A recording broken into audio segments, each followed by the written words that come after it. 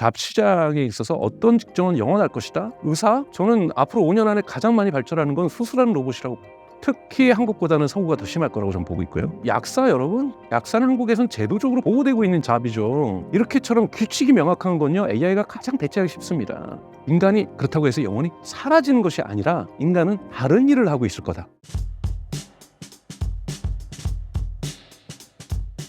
네, 요즘 되게 어려운 시기를 저희가 통과하고 있다고 생각이 듭니다. AI 거품론이 되더니 강세의 모습을 보이고 있고, 그것에 의해서 이 영상이 나갈 때쯤 어떤 상황일지 모르지만 엔비디아가 좋은 실적을 발표했음에도 불구하고 저축인 주가가 폭락하는 지금 이러한 상황을 맞고 있는데요. 오늘 이런 얘기로 우리 심사임당 구독자 여러분들하고 대화를 나눠보도록 하겠습니다. 요즘 AI 시장에서 핫한 이슈와 최근 기술 발전, 어느 단계에 와 있나요? 젠스랑은 이것을 아직 이제 시작 부분이라고 얘기를 하고 있는데요. 저도 그 분석에는 동의를 하고 있습니다.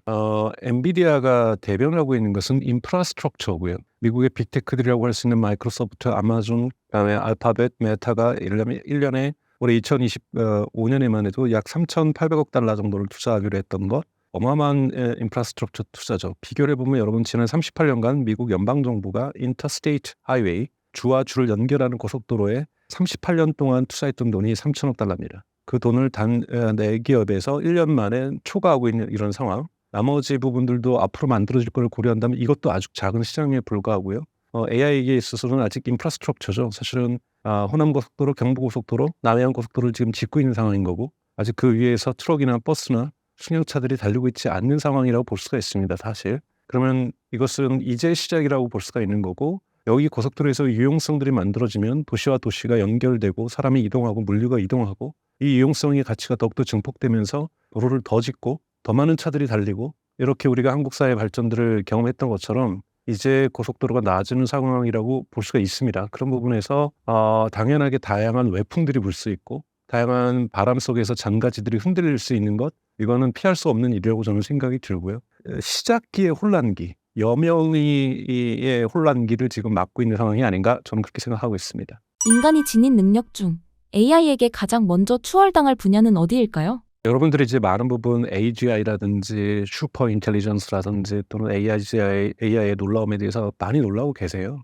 저는 AGI가 만들어낼 인류에게 있어서의 엄청난 변화는 분명히 있을 거라고 저는 생각하는데, 여러분들이 주의하셔야 될 것은 이런 기술주의에 빠지면 안 되십니다. 이 기술이 줄 수 있는 네거티브한 현상들, 앞으로 여기에 대해서 우리가 주의 깊게 깨어 있으면서 관찰하고 제어하고 통제하려고 하는 노력도 중요하지만, 여러분 거꾸로 돌려놓고 봐서 조선시대 후기에 인간이 처음으로 기차를 봤을 때, 자동차를 봤을 때 받았을 충격은 어마어마합니다. 실로 유럽 사람들도 그렇고 영국 사람들도 그렇고 대단했었죠. 여러분, 닷컴 버블보다 인류 역사에서 가장 컸던 산업 버블은 1840년경에 터졌던 영국의 레일웨이 버블입니다. 그리고 레일웨이에 투자했던 영국의 당시의 GDP 수준은 전체 GDP의 10%가 넘었어요. 미국은 이렇게 많은 투자를 하는데도 지금 GDP 6%가 되지 않습니다. 그러니까 어마어마한, 상대적으로 볼 때는 더 큰 돈들이 레일웨이에 들어갔던 거죠. 레일웨이에 들어가면서 인류가 정말 쇳덩어리를 움직이게 한다는 것 속에서 인류가 감동했고, 여러분 아시는 것처럼 레일웨이는 처음부터 국가가 짓지 않았습니다. 민간 자본이 지었고, 민간의 6-7개 기업들이 런던에서 맨체스터, 런던에서 다른 도시로 연결하는 철도를 6개, 7씩 만들면서 파산하게 되는 거거든요. 그러면서 이것을 국가가 운영하면서 국영화하게 되는데요. 그 당시 철도의 기술이 아무리 놀라웠어도 지금의 KTX에 비하면 아무것도 아닌 기술이죠. 1907년 헨리 포드가 컨베어 벨트를 가지고서 모델 T라는 자동차를 만들면서 세상을 바꿉니다. 그 전에 있었던 독일의 벤츠라든지 메르세데스라든지 이런 사람들이 만드는 것들은 발명가들이 만들었던 거지 시장을 만들지 못했던 자동차들이죠, 사실은. 헨리 포드의 모델 T가 대량 생산되면서 3년 안에 가격이 30%대로 떨어지면서 정말로 뉴욕 도시와 보스턴에 있는 도시들이 다 자동차로 바뀌게 됩니다. 마차가 사라지고. 근데 그 모델 T도 지금의 기아에서 만드는 모닝보다도 못한 수준이라는 거죠. AGI가 언제 올 수는 있고 인간의 능력을 초월하는 것이 언젠가는 올 수 있지만, 더 중요한 거는 현재의 기술로서 세상이 바뀔 수 있느냐 없느냐죠. 여러분 스마트폰 처음 사용했을 때는 한번 기억나시나요? 그때의 스마트폰과 지금의 스마트폰 엄청나게 다른 수준임에도 불구하고 초기의 그 스마트폰 시장으로도 세상이 움직였고 시장이 재편됐습니다.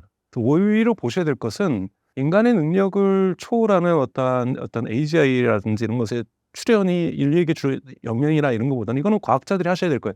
이 고민이 잘못됐다는 게 아니라 이건 과학자들이 해야 될 질문입니다. 우리가 해야 될 질문은 지금의 기술에서 우리의 삶이 어떻게 바뀌는가. 정말 AI 이렇게 열풍이 있는데 투자자들만 좋은 일이고 몇 개 기업만 좋은 일이 아니라 여러분 스마트폰 집에 놔두면 출근하다가 어떻게 하시나요? 바로 돌아가시거나 누구한테 부탁해서 받으세요. 스마트폰이 없으면 이것이 싫건 좋건 나쁜 영향이 있어서 뭐 어떤 것에 과몰입이나 중독 현상이 있어도 스마트폰 없으면 어떻게 생활을 우리가 해요? 못하잖아요. AI 경제가 온다는 건 여러분 뛰어난 AI가 오는 것이 아니라요. AI가 없으면 우리가 생활을 못할 때 AI 경제가 오는 겁니다. 여러분 AI가 없으면 집으로 다시 돌아가실 거고요. AI가 없으면 업무를 못 하실 거고요. AI가 없으면 친구들한테 연락하는 게 힘들어지시는 거고요. AI가 없으면 투자 잘 못 하시는 거고요. AI가 없으면 커머스 잘 못 하시는 거고요. AI가 없으면 정보를 처리하거나 여러분들이 글을 쓰거나 이런 걸 못 하시는 거예요. 스마트폰이 없으면 못 하는 것처럼. 그때 이 스마트폰은 단계별로 다른 기술일 수 있어요. AGI가 아니더라도 여러분 지금의 기술로도 AI 없으면 여러분 생활이 불편하시고 어려우신다면 이게 얼마나 큰 변화가 이 사회에 일어나겠습니까? 그 변화를 보는 것이 저는 더 중요하고 어떠한 인간과 AI를 비교하는 기술 자체는 말과 자동차를 비교하거나 말과 철도를 비교하는 거예요. 기계가 압도적입니다. 하지만 그 철도를 운행하는 것, 자동차를 운행하는 것은 인간이었고 물론 자율주행의 시대가 온다면 우리는 다른 부분에서 이 기계를 조정하고 조정하게 될 겁니다. 조정은 궁극적으로 인간이 하게 될 거라고 저는 생각이 들기 때문에 이런 부분에 대한 걱정보다는 산업이 어떻게 바뀌는지 여러분의 생활이 어떻게 바뀌는지를 AI에 의해서 좀 더 집중하는 것이 맞지 않나 이렇게 저는 생각합니다. 경기 사이클, 검색식, 타점 로직 이 세 가지를 하나로 합쳐서 평생 써먹는 투자법으로 만들었습니다. 선착순으로 모집하니 서둘러 신청해주세요. AI로 인한 노동 취업 시장의 가장 큰 변화는 무엇이 될 것이라고 생각하시나요? 산업혁명이 일어나고 나서 무려 150년 동안 인간은 휴가가 없었습니다. 1900년도 이후에 프랑스에서 처음으로 휴가라는 것이 생기죠. 처음부터 우리가 주 5일 노동하지 않았습니다. 주 7일 노동을 했었고요. 여러분 초등학교가 교육자의 이념에 의해서 만들어진 게 아니에요. 영국에서 흔히 말하는 아동 노동이 대단히 심각해지죠. 그래서 1836년인가요? 처음으로 아이들을 공장법을 만들어서 13세 미만의 아이들의 노동을 금지하고 그리고 청소년들도 하루에 12시간 이상 일 못하게, 즉 12시간씩은 일했다는 거죠. 그거를 금지합니다. 금지하는 법안을 통과할 때 여러분 영국의 당시에 노동당이 이 법안을 통과하는 걸 반대합니다. 진보적인. 이유가 뭐냐면 그러면 아이들은 누가 돌보냐는 거예요. 엄마 아빠들이 공장에 일하러 가면 아이들도 공장에서 일해야 되는 거죠. 아이들을 누가 돌보냐는 거예요. 그래서 당시에 보수당이었던 쪽에서 특히 군인들이 나서서 아이들을 우리가 돌보겠다. 그래서 만든 것이 인류 최초의 초등학교입니다, 여러분. 그렇게 문제를 해결하면서 만들어진다라는 거죠. 실업률 분명히 변화가 있을 거예요. 노동의 형태도 변화가 분명히 있을 겁니다. 뉴욕에는 얼음 공장 종사자가 전체 종사자의 4위였어요. 엄청나게 고용을 창출했습니다. 허드슨 강에서 얼었던 얼음을 쪼개가지고 서빙고 동빙고에 저장했다가 다시 말에다 실어가지고 뉴욕 항구까지 날라가지고 그 배를 타고서 여러분 필리핀까지 가서 그 얼음 팔았어요. 인도도 가고. 마케팅 부서, 운반 부서, 선장, 배에 있는 사람 얼마나 많은 노동자들이 얼음 산업에서 여러분 종사했겠습니까? 뉴욕의 수출 4위 상품이었어요. 얼음이. 냉장고라는 기술이 도입되면서 이 업종은 다 사라집니다. 근데 그들이 일자리를 궁극적으로 잃어버렸느냐? 그렇지 않아요. 물론 정말 고통스러웠던 삶을 살았던 얼음의 전문가로서 얼음 얼리고 쫄 이런 거의 전문가로서 고액 연봉을 받았던 분이 상대적으로 그 당시에도 존재했을 거예요. 이분들은 대단히 큰 충격을 받았겠죠. 근데 산업이 커지면서 다른 곳에서 일자리를 찾았습니다. 그래서 작년에 이번은 최근에 한국에도 오셨는데 노벨 경제학상을 받았던 MIT 교수인 데렌 에이스모글루가 기술이 일자리에 미치는 영향을 연구한 걸로 해서 사실은 노벨 경제학상을 받았죠. 특히 2018년, 19년에 나왔던 논문들을 읽어보면 모든 기술은 두 가지 속성을 가지고 있습니다. 일자리를 없애는 효과와 일자리를 생성하는 효과를 가지고 있다. 그래서 어떤 정책과 사회 환경에 따라서 특정 힘이 세지면 일자리를 대체하는 효과가 더 크고 특정 힘이 더 세지면 일자리를 생성하는 힘이 세진다는 거예요. 예를 들자면 우리가 한 기업으로 보죠. 우리가 비용 구조를 절약하기 위해서 일자리를 줄어들기 위해서 AI를 도입했다 이거예요. 근데 사실은 1980년대 미국의 은행들이 다 컴퓨터를 도입하면서 은행의 일자리가 어마어마하게 사라졌습니다. 예를 들자면 여러분 과거의 은행에서 계좌이체 어떻게 하셨을 것 같아요? 뱅크 오브 아메리카의 뉴욕 지사 사진을 보면요. 뒤에 백오피스라고 하죠. 계좌이체 담당해준 직원이 100명이 넘었어요. 왜냐하면 거기서 강정수가 누구한테 이체한다면 강정수 담당자의 장부에서 $100 이체한다면 $100를 뺍니다. 전자계산기 눌러가지고 그 전에 재산이 얼마였는데 $100 빼가지고 얼마 옆에서 기록해놓고 도장 꽉 찍어줘요. 보내는 사람한테 전화합니다. 그 담당자에게 그 같은 사무실에 있는 거죠. 전화 내부에서 받아가지고 야 누구한테 그 $100 더 올려. 확실한 거지? $100 올리고 도장 꽉 찍고 이렇게 해야지 돈이 이체가 됐을 거 아니에요. 돈은 안 움직였죠. 장부에서 이동을 한 거죠. 그거를 다 컴퓨터로 했으니 그 100여 명의 백오피스가 다 사라진 거잖아요. AI가 그 업무를 줄입니다. 그런데 제가 재미있는 일화를 말씀드리면 제가 독일에서 한 12년 살았었는데 제가 97년에 독일에 갔었어요. 그때 제가 충격받았던 거 하나는 은행에서 계좌, 당좌 계좌를 만들면 저축예금 계좌를 만들면 우선은 매달 기본 요금이 있습니다. 그리고 이체할 때마다 돈을 내야 돼요. 왜냐하면 사람들은 고정관념 속에 생각했던 거예요. 과거에도 계속 오랫동안 아주 오랫동안 뒤에 백오피스에 사람이 있으면 얼마나 많은 비용이 들까. 그래서 고객들은 은행에서 이체할 때마다 돈 받는 것이 매우 정당했어요. 자, 이거를 미국의 은행들은 비용을 절감시켰는데 2000년인가 2001년에 독일에 시티방크가 들어옵니다. 은행에다 돈 맡겨도 기본 요금이 없어요. 그리고 이체할 때마다도 무료예요. 한국은 이미 그랬었습니다. 그랬더니 난리가 난 거예요. 독일 사람들이 다 시티방크 앞에서 줄을 서는 거죠. 그리고 그것이 비싸다고 생각했던 사람들은 은행에다 돈을 안 맡겼습니다. 그리고 맡겨도 어쩔 수 없는 최소한의 이체할 수 있는 것들만 거기서 했던 거죠. 나머지는 다 현금 들고 다녔던 거예요. 다 맡기기 시작합니다, 여러분. 2000년에 와서야. 그랬더니 독일 은행들이 어떻게 합니까? 독일 은행들도 이제 안 받기 시작합니다. 그러니까 절약한 비용을 절약했음에도 불구하고 고객한테는 계속 돈을 뜯고 있었던 거죠. 제가 보기엔 그거는 기업의 경영 철학이 잘못됐던 겁니다. 그리고 시티방크가 그렇게 하니까 시티방크로도 고객이 몰렸지만 독일 계좌로도 독일도 경쟁적으로 그 비용을 없애버리니 독일로도 오는데 뭡니까?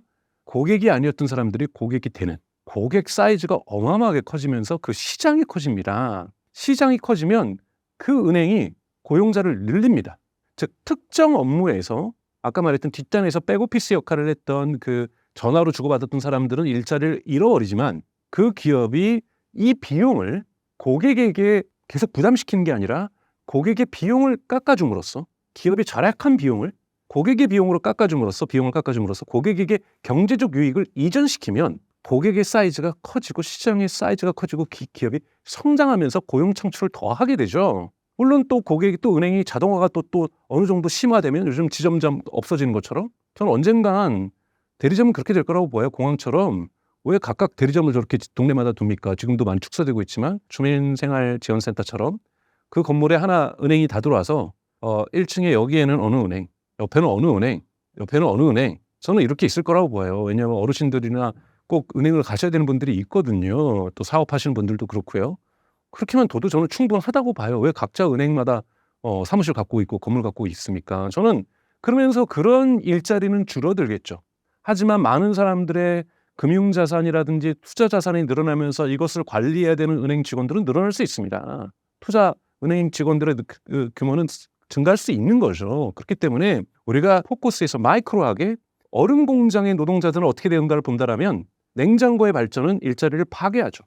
컴퓨터의 발전을 통해서 개별 지점들의 백오피스만을 포커스해서 바라보면 일자리를 파괴합니다.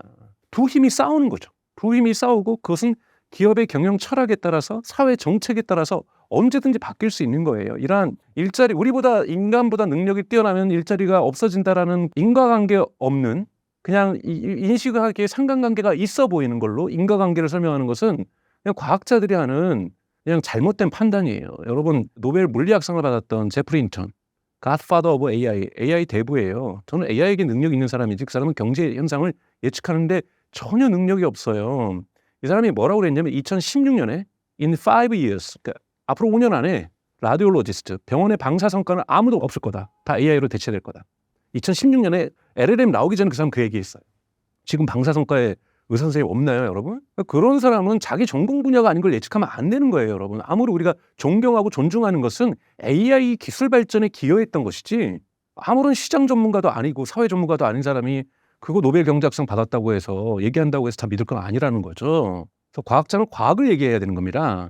그래서 저는 일자리에 대해서 과잉 걱정해서도 안 되고 과소 걱정해서도 안 됩니다. 과소 걱정하면 안 되죠. 왜요? 아까 전에 말씀드린 두 힘이 싸우고 있는 것은 기업의 CEO가 경영진들이 결정하는 기업의 철학에 의해서도 결정되지만 사회 정책에 의해서도 결정될 수 있기 때문에 당연하게 깨어 있어야 돼요.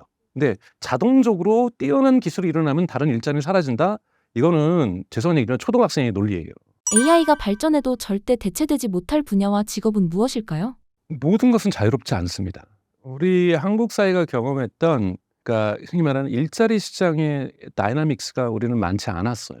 사실 일본 영향이기도 하죠. 한 번 직장 들어가면 정년퇴직까지 할 때까지 거기 있는다. 노동의 경직성이 사실 한국이 되게 심합니다. 그만큼 노동이 보호되는 측면도 있어요. 과거 성장 과정에서 노동 탄압이라든지 또는 요즘은 비정규직 문제라든지 다양한 노동의 문제를 여전히 갖고 있지만 노동의 경직성은 미국에서 여러분 느끼는 거하고는 하늘과 땅 차이예요. 그래서 심하게 대치지 않는다. 특히 지금 이제 엠피리컬하게 AI가 일자리에 미치는 영향에 대해서 과거에 이제 캠브리지 모델이라고 해서 2010년대 중반에 나왔던 이 캠브리지 대학교에서 나왔던 이 두 개의 논문은 그러니까 모델링하는 걸로서 일자리 영향을 분석을 했던 거고요. 그걸 캠브리지 스터디라고 얘기를 하죠. 지금 엠피리컬하게 증명된 거는 2025년 8월에 스탠포드 대학에서 나왔던 연구 논문입니다. 여기 논문에 따르면 미국 같은 경우에는 잡시장이 지금 현재 앞으로 더 확대될 수 있죠. 세 군데 잡에 영향을 미쳐요. 하나가 개발자, 하나가 커스터머 서비스, 그러니까 고객 서비스니까 뭐 고객 응답해주고 전화로 대응해 드리는 분들, 그다음 세 번째가 마케팅 직군. 이 직군에는 다 일자리가 축소되는 것이 아니라 주니어 일자리만 축소되고 있어요. 오히려 시니어 일자리는 여기서 증가하고 있고요. 시니어가 AI 툴을 이용해서 훨씬 더 효율적으로 일할 수 있기 때문에 경험치가 많은 사람들을 더 존중합니다. 그리고 전혀 일자리에 영향을 안 주는 것은 간호사라든지 이 노인들 돌봄 서비스라든지 아이들 돌봄 서비스는 전혀 뭐 변화가 없어요. 근데 이건 지금 기술로서 얘기하는 거죠. 나중에 휴머노이드가 나와서 노인들 간병해주고 하면 거기도 변화가 있을 수 있어요, 여러분. 그때 되면 또 개발자가 또 어떻게 될지 모르는 거고. 그래서 이러한 이 다이나믹스를 끊임없이 관찰하는 것이 중요한 것이지. 이거는 이 작업은 끝이야. 끝이었던 우리 죄송하지만 저도 한국에서는 문송을 했기 때문에 문송들 요즘 개발자 직군에서 뽑아요. 왜냐하면 파이썬 정도만 알고 있는 경우는 많으니까 파이썬만 알면 요즘 바이브 코딩에서 입 코딩이 많으니까 오히려 창의력이 많은 문과생들을 개발자로 채용하는 것도 한국에도 생기기 시작했어요. 왜냐하면 문과생들도 옛날에 이제 HTML 기본으로 알듯이 파이썬을 이제 한 권 정도는 떼고 들어오거든요. 그러면 그분들도 이제 코딩할 수 있는 거예요. 훨씬 더 달라질 수 있는 거죠. 그렇기 때문에 잡 시장에 있어서 어떤 직종은 영원할 것이다. 의사? 저는 앞으로 5년 안에 가장 많이 발전하는 건 수술하는 로봇이라고 봐요. 의사가 로봇 없이 AI 없이 수술하는 일은 없을 거라고 봅니다. 특히 한국보다는 서구가 더 심할 거라고 저는 보고 있고요. 손가락 기술이 떨어지는. 약사 여러분? 약사는 한국에선 제도적으로 보호되고 있는 잡이죠. 미국이나 유럽에서 가장 불안한 잡은 약사죠. 디스크립션이 존재한다? 위반되면 잘못된 약을 조제하게 된다? 이렇게처럼 규칙이 명확한 건요. AI가 가장 대체하기 쉽습니다. 그러니까 AI가 대체할 수 없는 건 규칙이 없는 거예요. 가장 규칙이 없는 게 누굽니까 여러분? 인간이에요. 아이들. 왼쪽으로 갈 것 같으면 오른쪽으로 가고 넘어질 것 같으면 일어나고 이게 예측 불가거든요. 인간이 가장 예측 불가능합니다. 그래서 교육에 있어서는 로봇이나 AI가 가장 힘들어해요. 그런데 지금 AI 에듀케이션이라든지 이런 부분에서 많이 쓰게 될 거라고 보고 있거든요. 저는. 근데 이것이 노동을 대체하는 것이 아니라 효율성의 증대죠. 예를 들면 서울 외 지역에 있는 초등학교, 중학교, 고등학교 학생들 요즘 보면은 그냥 거의 인서울 포기하면서 살잖아요.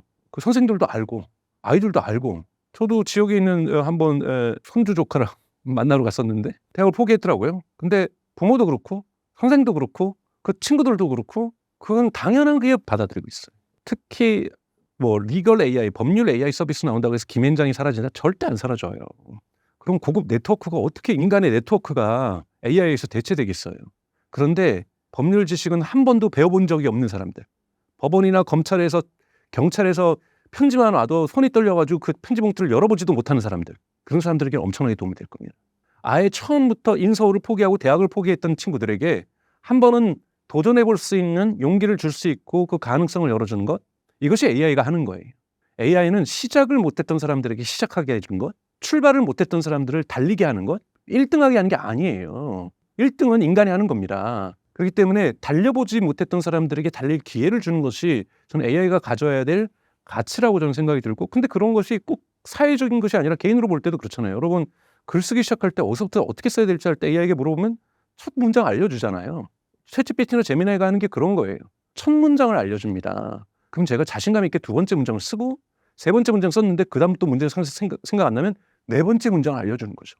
그럼 제가 또 다섯 번째, 여섯 번째, 일곱 번째, 여덟 번째 쓰다가 아홉 번째 생각 안 나는데 아홉 번째를 알려주는 거예요. 제가 막힐 때마다 다시 시작하게 해주는 것. 그것이 AI가 해주는 일이죠. 그렇기 때문에 AI 서비스들을 해주는 것, 이런 부분들은 사회적으로도 마찬가지고 개인에게도 마찬가지입니다. 그래서 실업도 마찬가지고 인간의 능력과 비교하는 것도 마찬가지고 이렇게 정해진 것은 없다. 기술이 발전되면은 또 거기에 맞춰진 인간의 능력도 발전하는 거고요.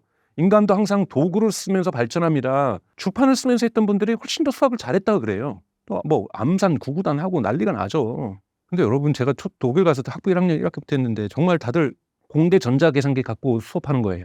저 죽는 줄 알았어요. 제가 암산은 정말 그들보다 뛰어나지만 그 도구를 활용해서 여러분 평균 물어보고 중간값 물어보고 민 물어보고 이런 거 물어보지도 시험 문제도 안 나요. 전자계산기로 할 수 있는 건. 그들이 더 잘한다는 게 아니라 다른 수학을 하고 있었던 거예요. 주판하고 있는 사람, 암산하고 있는 사람, 전자계산기 쓰는 사람, 스마트폰 쓰는 사람, AI 쓰는 사람이 어떻게 동일한 내용을 합니까? 다른 일을 하는 거죠. 그만큼 도구를 통해서 인간도 진화하는 거고 인간이 진화하면서 도구도 진화하는 거고 마찬가지로 AI가 있으면서 우리가 진화하고 우리가 할 수 있는 일이 달라지는 거죠. 달라지는 것. 그렇기 때문에 영원히 대체되지 않는 잡이라는 것은 없다라고 말씀을 드리고 싶고 또 인간이 그렇다고 해서 영원히 사라지는 것이 아니라 인간은 다른 일을 하고 있을 거다라고 저는 생각합니다. AI 등장 이후 미국과 한국 직장 및 대학교 상황은 어떤가요? 대학교 상황은 지금 엄청난 케이오스죠. 미국도 엄청난 케이오스고 한국도 최근에 뭐 서울대, 연세대, 고려대 사건들 시험 시간에 AI를 써서 부정이 있었다.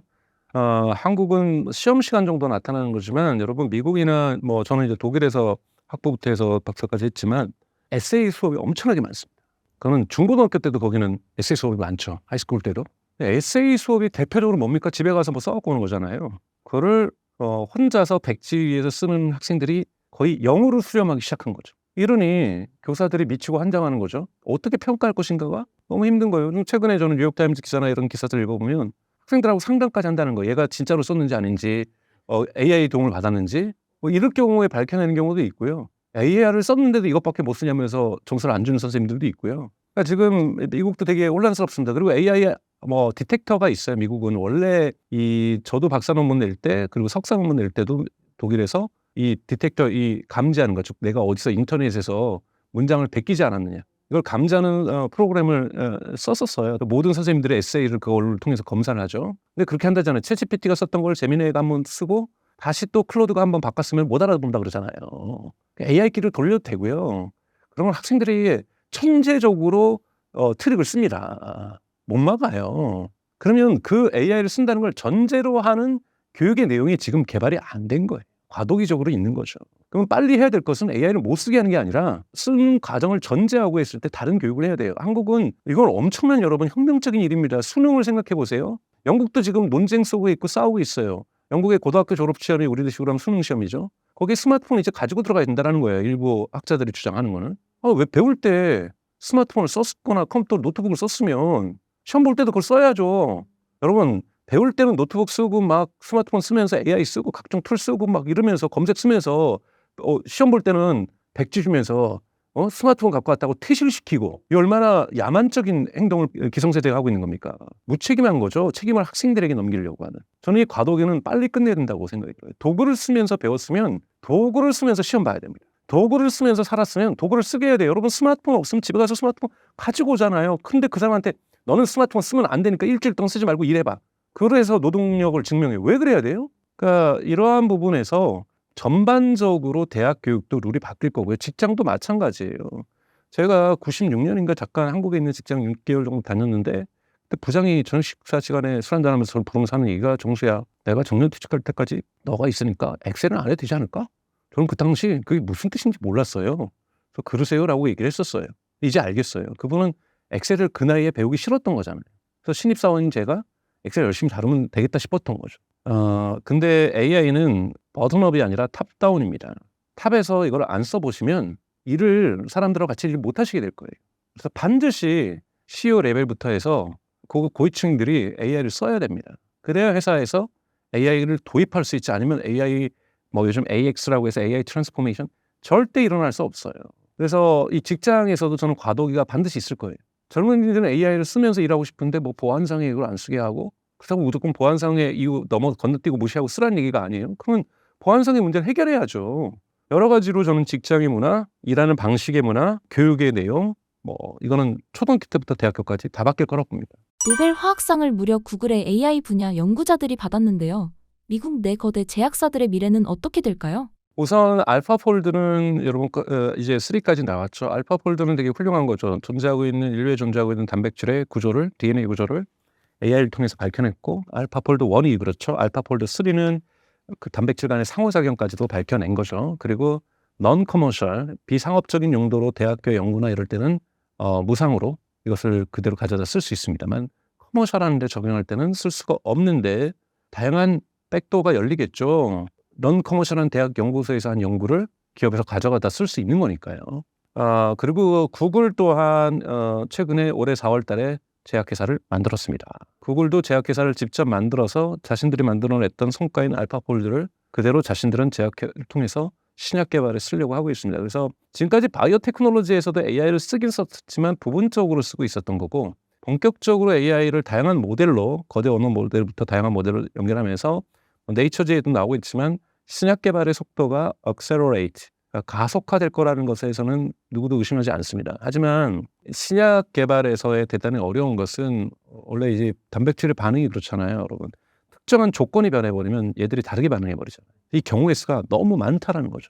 여기에 특정 A라는 시츄에이션에서는 변수가 예를 들면 350개인데 요거를 그대로 유지하면은 특정한 효과를 발휘하다가 350개 중에서 하나만 바꿔버려도 달라질 수 있는 거죠. 근데 우리가 갖고 있는 보통 우리가 단백질이 작용한 건 3만 개, 5만 개 상황이죠. 변수가 어마어마하게 많다는 거죠. 이 단백질의 DNA를 알아도 상호작용의 DNA를 알아도 더 밝혀내야 될 상호작용의 DNA 구조도 상호작용의 구조도 아직도 무수히 많다라는 거고 그렇기 때문에 신약 개발의 속도가 가속화되는 것이지 그렇다고 내일 그리고 모레 인류의 암을 완치시킬 수 있는 신약이 만들어진다는 아닐 거라고 좀 보고 있습니다. 하지만 그 어느 때보다도 코로나 때 특히 RNA의 속도가 빨라졌고 mRNA라고 할 수 있는 여러분들이 맞았던 모더나라는 이런 백신들 mRNA로 만들었던 거죠. 처음으로 단백질 인간이 몸에다 투여한 것이 아니라 인포메이션을 투여했고 그것이 mRNA이고 mRNA를 했다라는 것은 대단히 수리적인 백신을 만들어냈다는 것, 정보학으로 백신을 만들어냈다는 것에 의미가 있는 거고 그다음에 아시는 그 유전자 편집 가이라든지 계속해서 지금 테크놀로지는 빠르게 진화하고 있습니다. 그래서 빠른 속도로 신약 개발의 속도가 만들어질 거라고 보고 있죠. 그래서 이런 부분은 기대해도 좋을 거라고 좀 보지만 그런데 이것이 1년 안에 2년 안에 일어난다는 것은 아니겠죠. AI 시대에 인간이 키워야 할 능력은 무엇이고 어떤 인간만이 살아남을 수 있을까요? AI 시대에 어떤 인간이 살아남느냐 그래서 창의적이 된다. 그 말은 공자가 부모님께 효도하라는 말하고 똑같은 추상적인 말이죠. 어떻게 효도하느냐 부모가 또 어떤 사람이냐에 따라서 다 달라지는 거고 부모하고 무관심하게 지내도 효도할 수 있는 거잖아요. 이 때문에 대단히 추상적 수준을 어떻게 낮추냐가 대단히 중요하다고 저는 생각이 들어요. 무엇을 할 것인가? 그냥 저는 저한테도 이런 질문을 종종 받는데 무조건 AI를 쓰라고 얘기합니다. 잘 써야 지금 수준에도 잘 써야 AI가 업그레이드해도 쫓아갈 수 있고요. 잘 써야 AI가 무엇을 못하는지도 알 수 있고 무엇을 잘하는지도 알 수 있습니다. 잘 써야 AI와 함께 공존할 수 있어요. 뇌라는 것은 바이올로지컬 브레인, 그러니까 우리의 생물학적 브레인은 독립적으로 존재하는 것 같지만 인류는 한 번도 브레인은 하이브리드로 항상 존재했다는 거예요. 도구 없이 브레인은 존재하지 않았습니다. 세상의 감각을 느끼는 것, 항상 도구를 이용했다는 거예요. 물론 이제 창조설을 믿는 사람들도 존중합니다. 과거에 3만 년 전에 아프리카에 있었던 유인원들도 물고기를 잡을 때 계산기를 썼어요. 도구를 뼈에다가 뭘 이렇게 표시해 놓은 것들을. 인간은 끊임없이 도구와 함께 진화했어요. 그래서 오스트랄로피테쿠스에서 호모 사피엔스로 진화했던 과정에서 나왔던 첫 번째 단계가 호모 하빌리스인데 그 뜻이 뭡니까 여러분? 라틴어로 도구를 쓰는 사람이라는 뜻이에요. 인간은 불을 사용하고 석기를 사용하고 철기를 사용하고 수레바퀴 사용하고 컴퓨터 사용하고 자동차 사용하고 스마트폰 사용하고 AI 사용하면서 인간은 같이 도구를 인간이 만들어내면서 인간도 진화했고 인간의 문명도 진화했고 그 문명이 진화하면서 인간 또한 진화했던 이런 상호작용 속에서 공존하면서 인간의 뇌라는 거는 너 그거 처리해줘라고 했을 때 내 뇌로 처리해줘야지. 아니에요. 처리되려면 내 컴퓨터 켜서 그거 어떤 작업에 있었던 어제 봤던 문서를 인용했다가 맞아 오늘 아침에도 어떤 정보가 나한테 그걸 봤던 건데 그걸 찾아가지고 같이 결합해서 하는 것이지 순수하게 텔레파시로 뇌로 하는 일은 여러분 한 번도 없었어요. 그렇기 때문에 도구가 나오면 도구를 써야 되는 거예요. 인간은 도구를 사용하는 겁니다. 그러면 도구에 대해서 평가하는 건 중요해요. AI는 인간보다 못하기 때문에 나는 안 써. AI는 인간보다 너무 뛰어나기 때문에 기분 나쁘고 자존심 상해서 안 써. 어떻게든지 안 써의 논리를 만드시는 분들이 있어요. 아니에요. 써야 돼요. 어려워서 안 써. 뭐 해서 안 써. 아니, 수만 가지 이유가 될 수 있어요. 무조건 써야 됩니다. 무조건 쓰면서, 근데 절대 신뢰하지 않으면서, 보조하는 거라고 생각하시면서 끊임없이 의심하고 끊임없이 비판적으로 보시면서 쓰는 것이 중요하다는 말씀을 드리고 싶습니다. AI 투자에 거품이 껴 있다면 그 거품은 언제 터질까요? 그리고 거품이 터지지 않기 위해서는 어떤 조건이 필요할까요? AI는 거품이 껴 있습니다, 여러분. 어떻게 안 껴 있겠어요? 메타버스 할 때도 거품이 안 꼈나요? 메타버스 하는 분들의 제가 보기에는 50%는 진정성이 있고 올바른 걸 했지만 50%는 사기꾼들이었는데 AI도 마찬가지죠, 여러분. 먹을 거 많은데 거품이 안 낀다는 건 말도 안 되는 거고. 그 두 번째, 이번에 이제 가장 과학적으로 이제 AI 거품이 꼈다는 걸 몇 가지 근거들이 나오고 있죠. 첫 번째가 서큘러 딜스라는 거죠. 순환거래.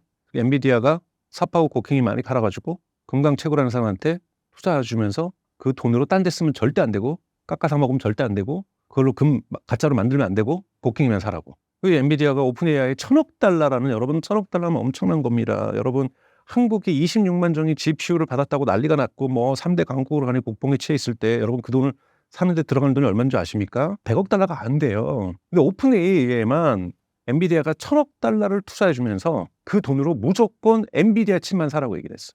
AMD가 오픈 AI에게 AMD 자사주를 0.01달러, 말도 안 되는 1센트라는 뭐 10센트인가요? 하여튼 돈에 팔면서 그거는 무조건 다시 외부에 팔아서 그 주식은 지금 주가가 높으니까 그 돈 가지고 AMD의 AI GPU를만 살 수 있게끔 그런 계약을 했습니다. 그러니까 왼쪽에 있는 돈을 갖다가 오른쪽에 넣고 뭐 이렇게 한 거잖아요. 이게 순환 거래라는 거예요.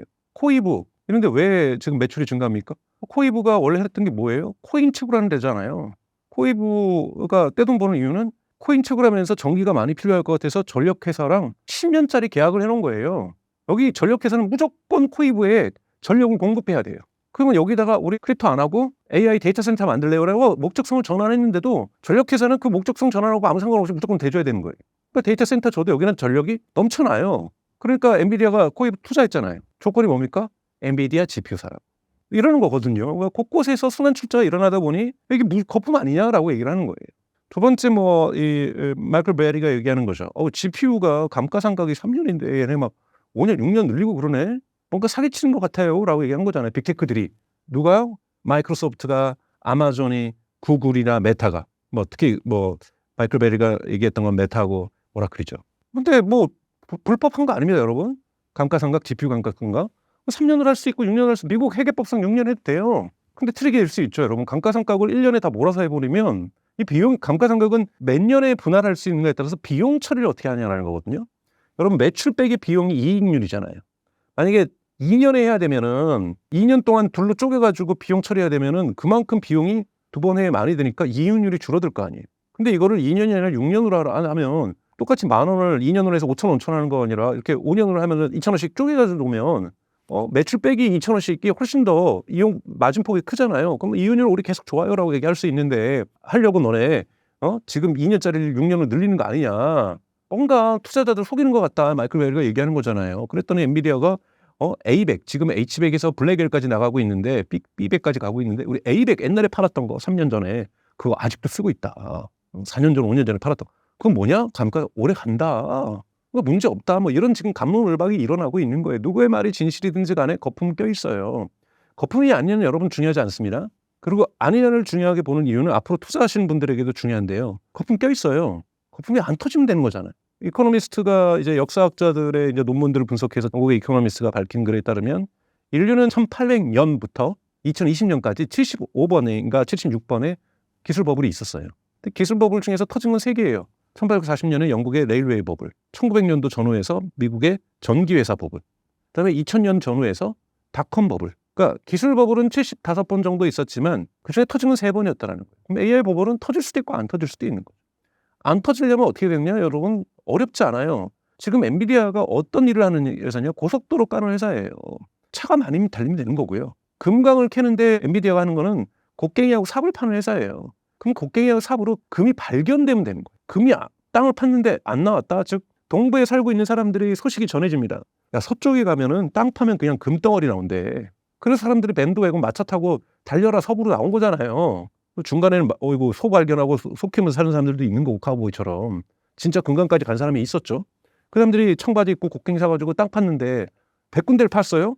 두세 군데만 터져도 여러분 이건 금강을 개발한 거예요. 소문이 맞는 거죠. 근데 100군데 팠는데 100군데 다 안 났어요? 그럼 곡괭이 어떻게 합니까? 중고로 팔아버리고 먼저 판 놈이 그나마 제값 받는 거고 나머지는 곡괭이에 줘도 안 갔잖아요. 무거우니까. 그 상황이 오면 버블이 터지는 거죠. 그런데 5년 뒤에 금강 또 발견될 수는 있어요. 그게 닷컴 버블이죠. 버블 터진 다음에도 인터넷 경제는 결국은 왔습니다. 근데 버블이 터지면 아까 말했던 레일웨이 버블이 터졌을 때 영국의 중산층들이 몰락해요. 주식시장의 반등은 항상 최근에 저희가 경험하고 있는 것은 2008년 9년 금융위기 위에 V자 반등이라고 그러잖아요. 저는 어떤 반등을 안 했냐면 U자 반등을 경험해보지 못했어요. U자는 바닥에 오래 있는 겁니다. 자, 바닥에 오래 있다가 냄비의 반등이라고 치죠. 냄비 그릇처럼 바닥에 밑바닥에 쫙 오래 있다가 한참 이후에 반등하는 거거든요. 또는 W 반등이라고도 얘기를 하죠. 반등해서 올라왔더니 다시 내려가는. 자, 이렇게 되면 자산을 잃는 사람들이 어마어마하게 생깁니다. AI 버블 터지면요. 2008년 9년에 경험했던 경제 위기는 아무것도 아닐 거예요. 들어간 돈이 미국에 있어서의 버블 모기지보다 더 많아요. 모기지의 파생 상품을 합친 것보다 더 많습니다. 우리가 막 26만 장 갖고 막 환호를 질렀더니 이번에 사우디 뭐라 그래? 자기네 데이터 센터 짓는데 하나의 데이터 센터에 60만 장 들어간다 그러잖아요. 여러분 포르투갈에 마이크로소프트가 100억 달러 줘서 데이터 센터 짓습니다. 스페인의 아마존이 160억 달러 줘서 데이터 센터 줘요. 영국의 구글과 마이크로소프트가 100억 달러 짓습니다. 구글이 독일에 55억 달러짜리 데이터 센터 줘요.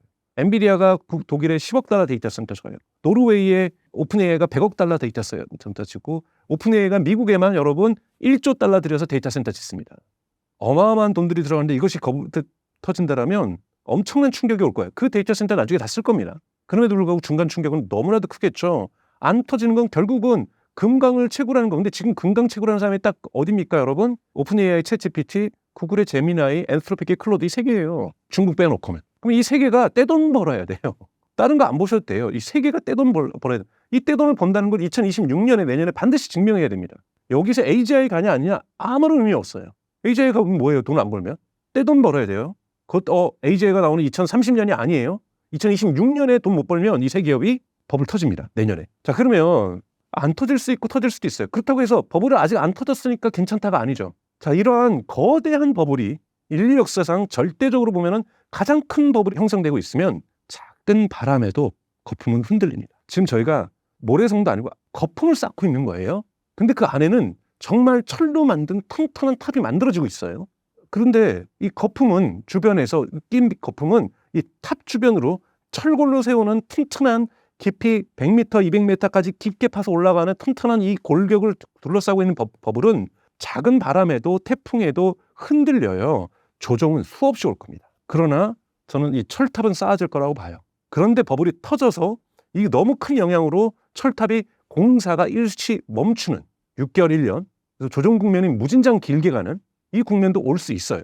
이것이 결정되는 해는 AGI가 나타나는 2030년 전후가 아니라 싱귤레리티가 이루어지는 2030년 전후가 아니라 내년에 결정날 거예요. 현재 AI가 실제로 돈을 벌고 있는 분야는 어디인가요? 한국에는 보도가 안 됐지만 10월 달 중순에 파이낸셜 타임즈가 취재를 통해서 오픈AI의 5 years 비즈니스 플랜을 보도를 했습니다. 5년 동안 어떻게 돈 벌지에 대한 계획서가 오픈AI에 왜 없겠습니까, 여러분? 구글이 제미나이를 확산시키면서 AI 모드라고 검색해서 시작을 했는데요. 한국 분들도 9월 중순부터 AI 모드를 쓸 수 있습니다. AI 모드 들어가 보세요. 그러면 챗GPT나 퍼플렉스처럼 UI, UX가 똑같죠? 여러분 거기에 검색 광고가 들어갈 공간이 별로 없어요. 그럼 제미나이 보이스로 물어보면 정말 보이스로 기억해 잘 대답을 하죠. 근데 거기서 잠깐 광고 듣고 제가 더 얘기해도 될까요? 이거 얘기 못 하거든요. 검색 광고가 설 자리가 줄어듭니다, 여러분. 바로 없어지는 건 아니지만. 근데 검색 광고가 알파벳, 구글의 모의사죠. 매출 전체에서 55% 차지했어요. 수익률 그 비즈니스만 80%입니다. 정말 황금알이죠. 이걸 지금 포기하고 있는 거예요, 단계적으로. 그럼 거기에 C레벨들이, 경영진들이 또라이가 아니면 분명히 얘기했을 거 아니에요. 우리가 이 황금알을 낳는 거위를 집 밖을 나가게 해야 되는데, 남 줘야 되는데, 아니면 없애든지 죽이든지 해야 되는데 우리는 또 다른 황금알을 낳는 거위를 어떻게 마련할 것인가를 계획하지 않았을까요, 여러분? 그걸 안 하고서 그런 일 하면은 이건 무책임한 거죠. 주주들한테 이건 고발당해야 돼요. 그들의 계획이 성공하든 안 하든 계획은 갖고 있을 겁니다. 자, 구글 제미나이가 검색 광고에서 줄어들고 있는 매출을 메꾸려고 하는 계획이 무엇이고 또는 오픈AI가 지금 제출하고 있는 5개년 비즈니스 플랜이 무엇인지를 보고 이것이 돈을 벌겠으면 버는 거고 못 벌겠으면은 거품은 분명히 터질 거니까 지금부터 준비하셔야죠. 저는 근데 5개년 계획을 파이낸셜 타임스의 보도를 봤을 때 설득력이 있었어요. 거기서는 크게 이제 두 가지 카테고리의 비즈니스가 있습니다. B2B 카테고리가 있고 B2C 카테고리가 있어요.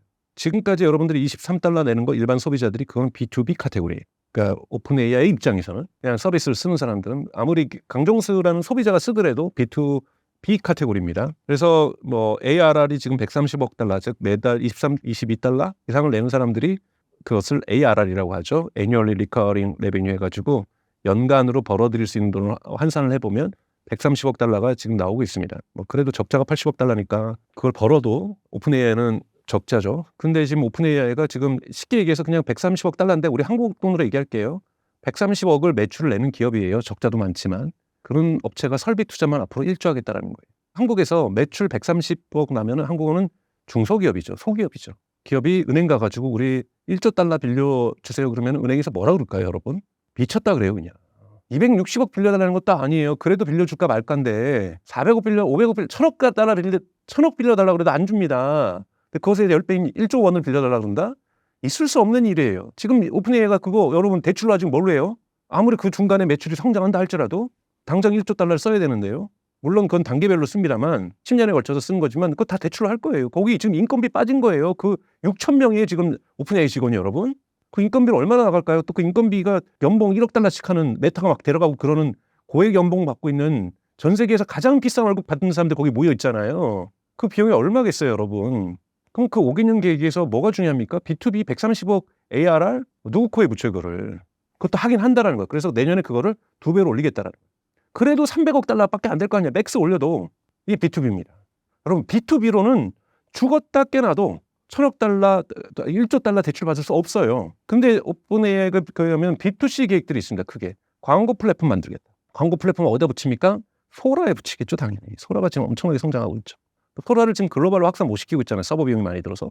그렇기 때문에 데이터 센터 짓는다고 얘기를 하잖아요. 소라 확산시키면서 거기 확산되면 광고 붙여야죠. 실패할 수도 있어요. 이들이 목표하는 거가 그렇다는 거죠. 그다음에 9월 달에 뭘 발표했습니까? 우리 링크드인 만들어가지고 비슷한 거 AI 하이어링 플랫폼 만들어서 링크드인 박살내겠다고 그랬잖아요. 링크드인이 회사 어디 회사입니까? 마이크로소프트 거잖아요. 마이크로소프트가 누굽니까? 현재로서는 제1 외부 대주주잖아요. 그들 먹는 거 갖고 오겠다라는 거잖아요. 그다음에 그건 광고 플랫폼으로 가져갈 거고요. 그다음에 또 그 계획서에 뭐가 들었으면 AI 커머스 하겠다라는 거죠. 그래서 아마존에 먹던 돈 가져오겠다라는 거고 한국에서 쿠팡과 네이버 스토어가 먹던 거 가져오겠다라 그래요. 실패할 수도 있어요, 여러분. 이 시장이 $130억 월등히 큽니다, 여러분. 광고 시장, 커머스 시장. 그다음에 세 번째로 걸고 있는 게 뭐냐면 존 아이브가 지금 들어와 있잖아요. 애플의 애플 워치를 디자인했었고 애플 아이폰을 수석 디자이너였죠. 그 사람이 지금 여기 와 있는데 뭐 디바이스를 내놓을 거라 그래요. 아마 선글라스라든지 워치라든지 이런 거가 되겠죠. 이건 성공할지 아닐지 정말 저도 잘 모르겠어요. 그러니까 이러한 B2C에 대한 공략을 2026년에 본격화한다는 것이 그들의 계획의 핵심이에요. 그러면 이게 뭐냐면 보시면 알겠죠. 뉴 마켓이 아니에요. 디바이스 빼놓고 존 아이브랑 하는 디바이스 빼놓고 기존에 이미 존재하는 광고 시장, 존재하는 커머스 시장 여기에서 주인을 바꾸겠다는 것, 1등을 바꾸겠다는 것, 순서를. 누가 몰락하든 건 둘째 문제예요. 제미나이도 마찬가지예요. 제미나이 여러분 한국 네이버 스토어가 있으니까 구글이 커머스로 돈 많이 버는 거 아니야? 아니요. 커머스는 그냥 아마존이 싹 쓸어가고 있어요. 미국하고 유럽에서. 구글 커머스에서 존재감 하나도 없어요. 그럼 구글은 잃을 게 없잖아요. 그럼 커머스에서 열심히 해서 AI 커머스 쪽으로 구글 지금 엄청 열심히 하고 있습니다. Buy for me라는 기능으로 나 대신 사달라는 기능으로. 자 그러면 구글은 아마존 거 뺏어오면 되는 거예요. 그러면 검색 광고에서 뺏기는 것보다 더 많이만 뺏어오면 되는 거죠. 언젠가는 자율주행 시장, 구글 웨이모 준비하고 있어요. 근데 웨이모 여러분 지금 투자는 지금 열심히 벌고 있고 정말 잘 벌고 있고 박수 쳐야 되거든요. 이걸로 지금 그들의 투자하는 투자 비용을 정당화할 수 있을까요? 안 돼요. 그거는 5, 6년 뒤에. 근데 5, 6년 뒤에 벌어오고 그때까지 우리 매출 점점 감소할 거면 여러분 구글에게 주식 투자하신 분들 어떻게 잡아 죽이려고 그럴 거예요. 못 기다립니다. 우리 5년 동안 상장 폐기했다가 다시 돌아올게요라고 하면 몰라도 그래도 죽이고 싶은데 매출을 계속 감소시키다가 5년 뒤에 자율주행으로 세상 싹쓸이 하겠습니다. 아니 그러면 5년 동안 나는 어떻게 하라는 얘기냐. 주주들은 어떻게 그렇게 얘기하지 않겠어요? 워렌 버핏이 미쳤다고 그러면 그걸 구글에다 좀 투자했겠어요, 여러분? 검색 광고 시장 변화하고 있는데? 아니죠. AI는 뉴 마켓을 만들어내는 것도 하는 쪽으로는 툭을 합니다. B2B 마켓을 형성하는 것도 추구합니다. 하지만 기존에 존재하고 있었던 B2C 시장의 그 순서를 바꾸려고 노력한다는 거예요. 향후 5년 동안 엔비디아보다 더 빠른 성장률을 보일 가능성이 있는 기업이 있을까요? 우선 오픈AI가 상장을 하겠죠. 모바일 이코노미에서 인프라스트럭처가 어딥니까? 통신사. 돈 벌어요. 단말기 만드는 삼성전자하고 애플 돈 무진장 법니다. 그런데 여러분 거기서 애플리케이션이 뭡니까? 한국으로 치면 네이버, 카카오, 쿠팡 이런 서비스들 토스 상장 안 했지만 그리고 미국으로 치면 구글이라든지 아마존이라든지 정말 많잖아요. 그러면 AI 시대에 네이버, 쿠팡이나 카카오는 누가 될 거냐라는 거예요. 그런 기업이 돈 벌겠죠. 그런 기업을 찾아내는 것이 중요하고 그런 기업이 등장할 겁니다. 그래서 기존의 시장이 주인이 바뀌는 방식으로도 그 주인이 등장할 거고 뉴 마켓을 만들면서도 들어오겠죠. 기존의 시장을 만드는 데 있어 지금 가장 핵심적으로 봐야 될 것은 오픈AI의 2026년 상장입니다. 여기에도 저는 거품 논쟁 때문에 큰 조정 국면이 올 거라고 봐요. 오픈AI가 지금 상장 가격을 아마 1조 달러로 갈 가능성이 높습니다. 지금 밸류에이션이 5천억 달러예요.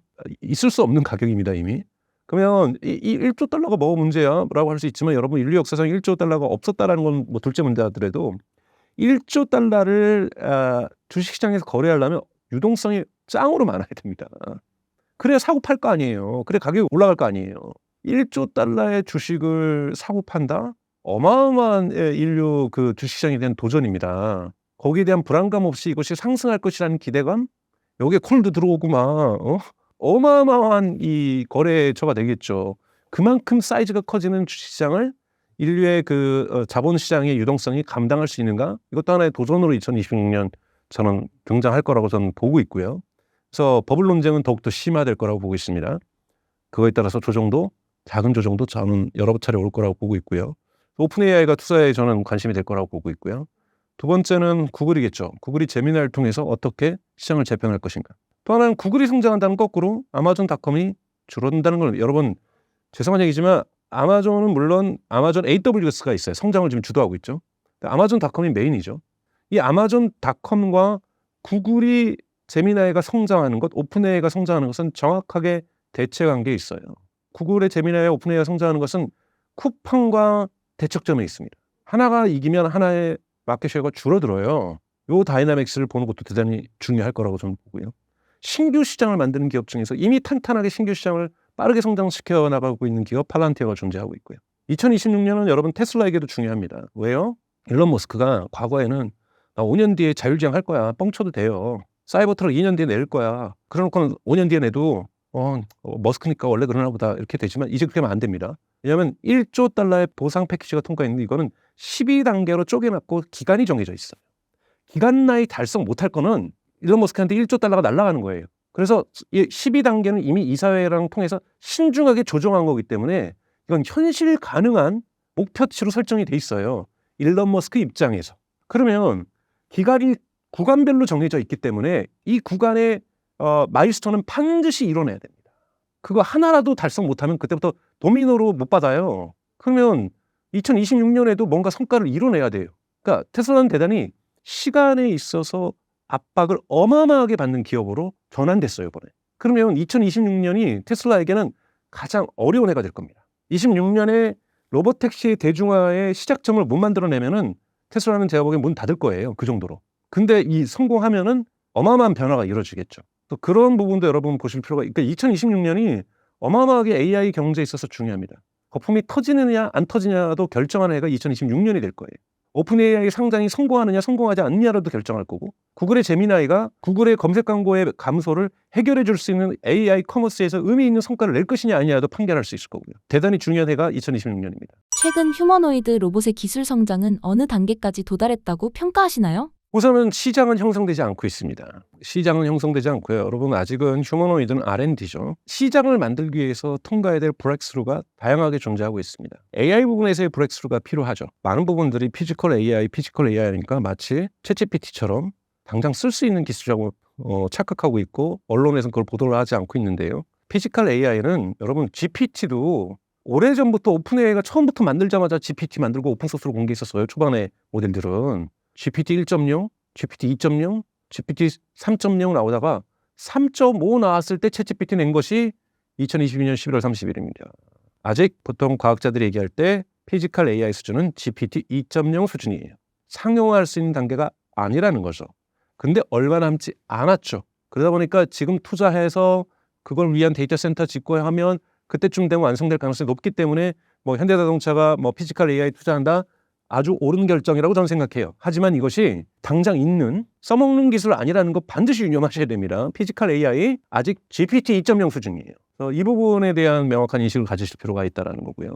그렇기 때문에 AI 부분에서의 많은 브렉스루가 아직도 더 필요합니다. 두 번째는 배터리 부분에서의 브렉스루 필요하죠. 휴머노이드 로봇 작동되기 위해서는 휴머노이드 로봇은 전기 자동차하고 달라서 들어갈 수 있는 배터리의 공간이 너무나 적기 때문에 배터리에서의 브렉스루가 반드시 필요합니다. 지금 뭐 유니트리도 2시간밖에 못 가니까요.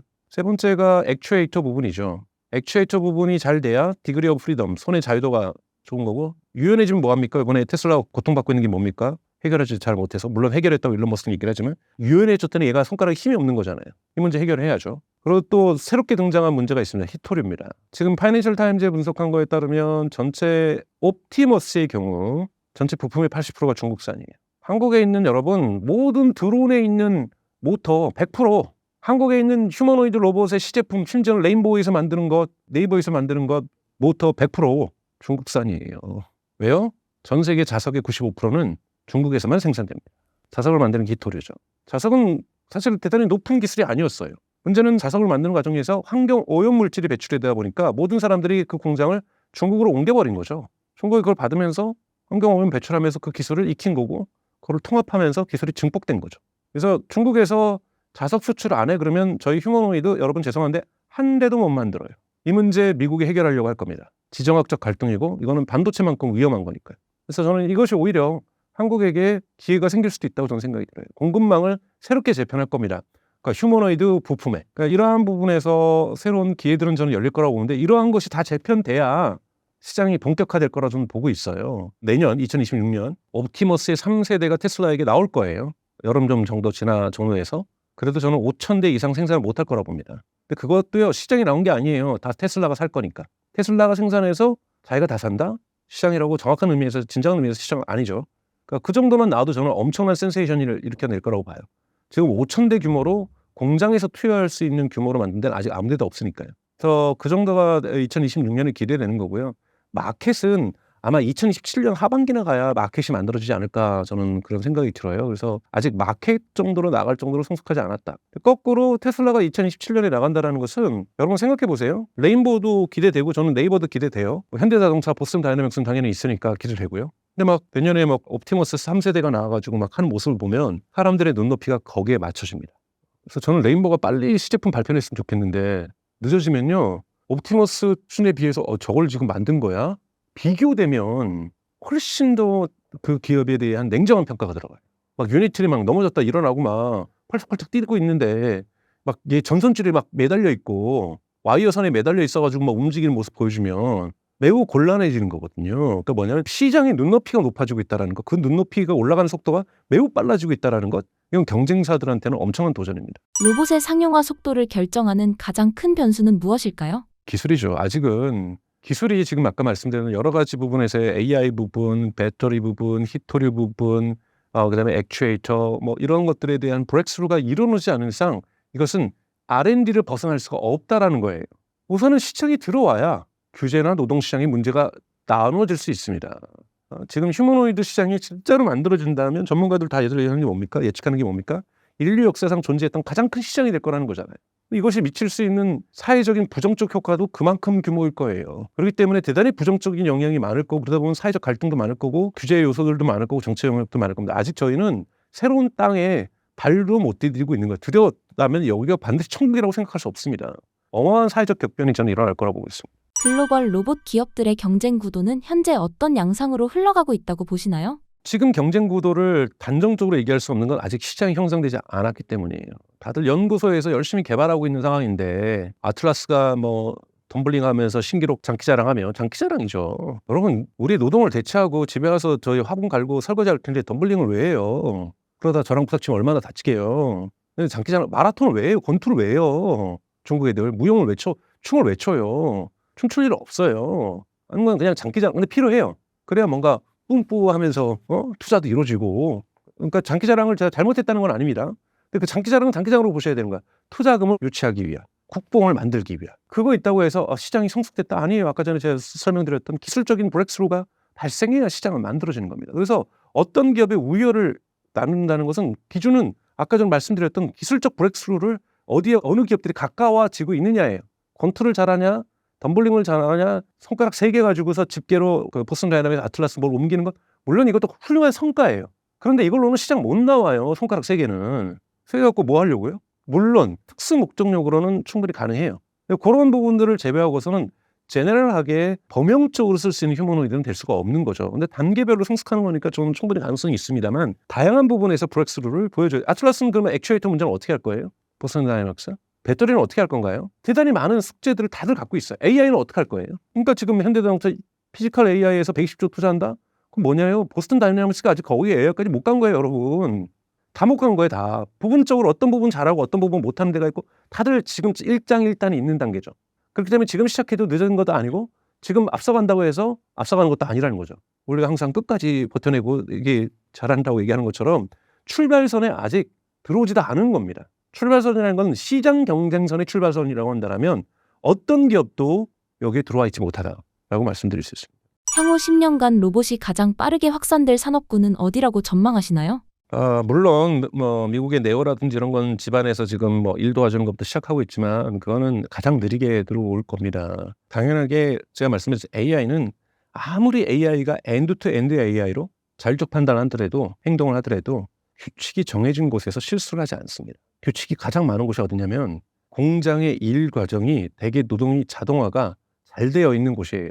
거기에서 이제 이 규칙을 따르면서 일할 수 있는 곳에서 AI 로봇이 먼저 시장을 형성하겠죠. 그 다음에서 우리의 쇼핑을 도와주거나 우리의 짐을 도와주거나 우리가 자꾸 일론 머스크는 R2D2가 쫓아오는 거다 뭐 이렇게 얘기를 하는데 그거는 궁극의 모습인 거고요. 여러분 기분 따라 행동하시잖아요. 저도 그렇고요. 일어서려다가 뭐 이러잖아요. 앉아 있을 것 같이 뭐 퍼져 있을 것 같더니 갑자기 나가서 놀고 있고. 인간은 그래요. 인간이 운전을 그렇게 하니까 예측이 불가능한 거잖아요. 좌회전 깜빡이고 우회전하고 막 달릴 것 같으니 스톱하고. 이러한 예측하기 어려운 규칙성이 존재하지 않는 곳에서는 휴머노이드 로봇은 가장 늦게 들어올 겁니다. 한번 생각해 보세요. 스마트폰이 떨어졌네 또는 물이 떨어졌네. 같이 죽으려다가 부닥치면 누가 손해겠어요? 인간이 손해예요. 사람하고 부닥쳐도 아픈데 쇳덩어리랑 부닥치면 여러분 얼마나 아플까요? 그렇기 때문에 공장에서 위험한 곳. 지금 아마존에서 물류센터에서 공장에서 대체하고 있는 로봇이 뭡니까? 인간이 가장 많이 다치는 곳. 어디서 많이 다칠까요, 여러분? 하역할 때 많이 다쳐요. 하역은 아직까지 자동화가 안 됐습니다. 또는 자동차에 실는 거. 왜냐하면 규격화된 것의 하역은 자동화가 됐죠. 근데 우리 쿠팡에서 왜 새벽 배송하면서 힘들어 하십니까? 물건의 크기가 다르면 다른 것도 1차적으로 어려운데 크기가 다르다고 해서 무게가 상관관계를 갖는 게 아니에요. 크다고 해서 무겁고 작다고 해서 가벼운 게 아니란 말이에요.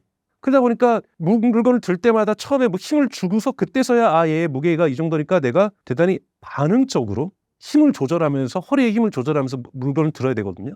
근데 그 유연성이 떨어지고 감각이 떨어지다 보면 노동이 강도가 높아지면 잘못 힘을 조절하면서 허리가 다치는 거고 몸이 삐끗하면서 넘어지는 거거든요. 이것이 우리가 말하는 이 이커머스 물류센터의 어려움이에요. 이건 지금 비규칙성이에요. 그래서 이 부분은 로봇이 자동화가 안 됐던 거예요. 물류창고 내에서 키바라는 로봇이 아마존 같은 경우 이거 들어가서 저기 옮기는 거 이런 거 자동화가 다 됐죠. 우리나라도 벨트에 옮겨가지고 어디로 이동하는 거 분류하고 이런 거 다 돼요. 근데 이 물건을 여기다 실는 거, 차마다 실려 있는 걸 여기 내리는 것, 무게가 서로 다른 것들, 크기가 서로 다른 것들 이건 대단히 어렵습니다. 근데 지금 아마존이 여기에 가장 많은 투자를 하고 있는 거죠. 왜? 여기서 사람의 사고가 가장 많으니까요. 어디가 자동화가 제일 먼저 되냐고요? 인간의 사고가 가장 많은 곳. 인간이 다치는 곳. 인간이 위험한 곳. 여기서부터 로봇이 먼저 들어갈 겁니다. 최근 어닝콜을 기준으로 테슬라의 기술 전략 변화가 시장에서 어떻게 해석되고 있다고 보실까요? 테슬라의 3분기 실적 발표보다 더 중요한 건 3분기 일시적으로 좋았죠. 일시적으로는 좋았다고 그래. 4분기 전에는 안 좋을 가능성도 많다고 봐요. 자동차 판매가 어떻게 계속 좋겠어요. 3분기에 좋았던 이유가 여러분 아시는 것처럼 특히 미국은 3분기를 끝으로 보조금이 없다니까 사람들이 미리 산 건데요. 안 좋을 거고요. 근데 더 중요한 것은 11월 6일에 있었던 이 테슬라 주주총회죠. 주주총회에서 일론 머스크에 대한 보상안이 결정됐고 이 보상안의 가장 중요한 것은 1조 달러가 아니라 12개로 쪼개져 있다는 거죠. 단계별로 구별되어 있고 그 시기가 정해져 있고 마일스톤이 다르다는 거죠. 그러면 일론 머스크는 또는 경영진들은 이 시간에 맞춰서 성과를 내야 되는 겁니다. 성과를 내는 게 중요한 게 아니라 시간에 맞춰서 성과를 내야 됩니다. 즉 시간 약속을 반드시 지켜야만 한다라는 거죠. 테슬라의 여러분 지금까지 가장 큰 문제점이 뭡니까? 시간 약속을 절대 안 지켰다라는 거죠. 이 부분이 구조적으로 고쳐지고 있다라는 거예요. 그래서 그 시간에서의 가장 큰 첫 출발점이 2026년입니다. 2026년은 반드시 로보택시가 시작해야 돼요. 상용화로.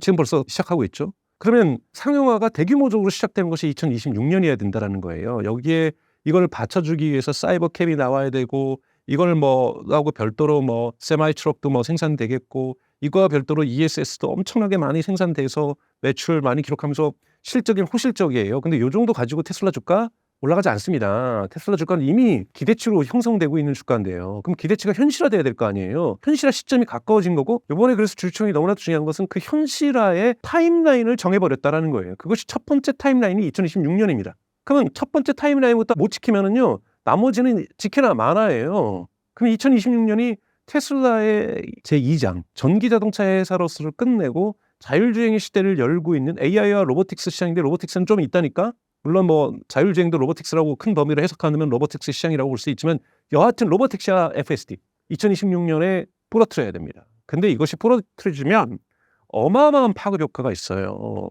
EV랑 다르게 FSD의 확산 속도는 초기에는 똑같이 느리지만 티핑 포인트가 훨씬 일찍 옵니다. 중국은 티핑 포인트가 왔어요. 중국은 백도가 불가능하죠. 내연기관은 이제 끝난 거예요.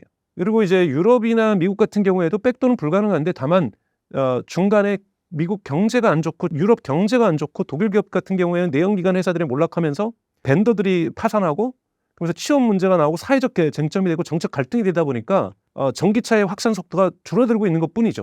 이걸 캐즘이라고 하는데 그건 말도 안 되는 소리인 거고요. 한국에서는 얘기할 수 있는 얘기인 거고요. 한국도 요즘 모델 Y 많이 팔리니까 캐즘이라고 얘기할 수 없는 거고요.